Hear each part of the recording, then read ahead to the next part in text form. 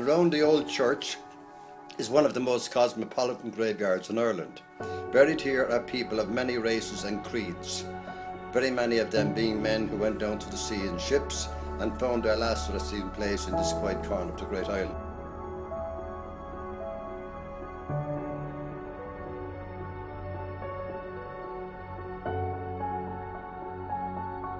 So-called ordinary people were buried in the churchyard with only mounds of grass or pieces of wood or a small bit of stone to mark their grave. It was only when the new merchant classes arose in the late 1600s that we find that although they were still restricted to burial in the churchyard itself, they were rich enough to assume the tradition of erecting stone memorials to their dead.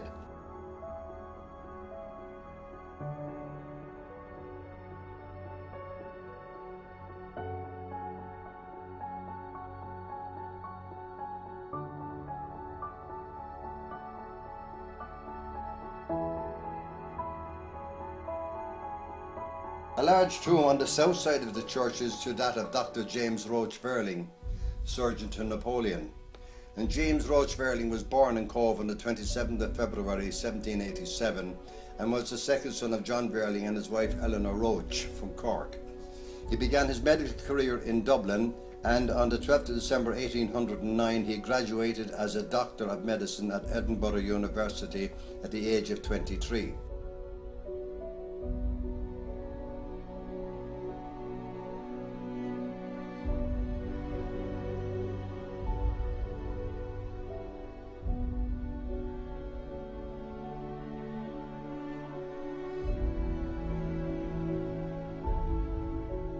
The three mass graves hold victims of the Lusitania, which sank on the 7th of May 1915. In these mass graves and in 24 private graves, 173 of the victims were initially buried. However, 4 were later exhumed, 2 went to England, 1 to France and 1 to Tuam, County Galway.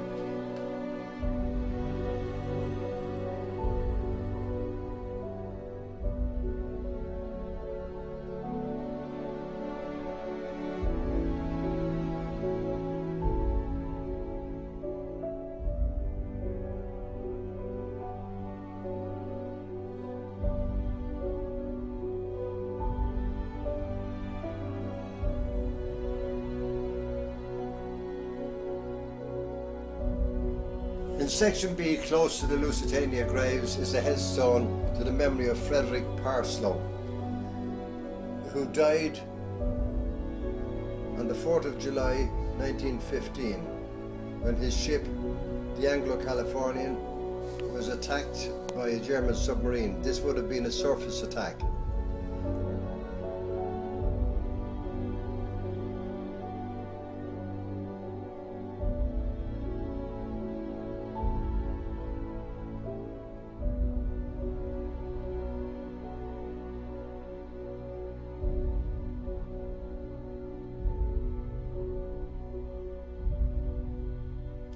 Close by the Lusitania plots are 5 small white crosses that mark the burial place of the victims of an explosion in the very early type submarine.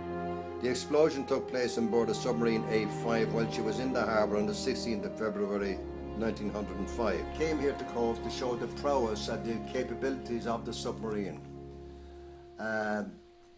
In so doing, I suppose they bore in mind what happened the A1, which actually struck a ship and sank. But this one made it in any way to Queenstown as it was then, and was being refuelled from the HMS Hazard alongside Haulbowline. Unfortunately, somebody caused a spark or something. It may have been a motor, it may be a breaker or something like that, and 6 men were killed.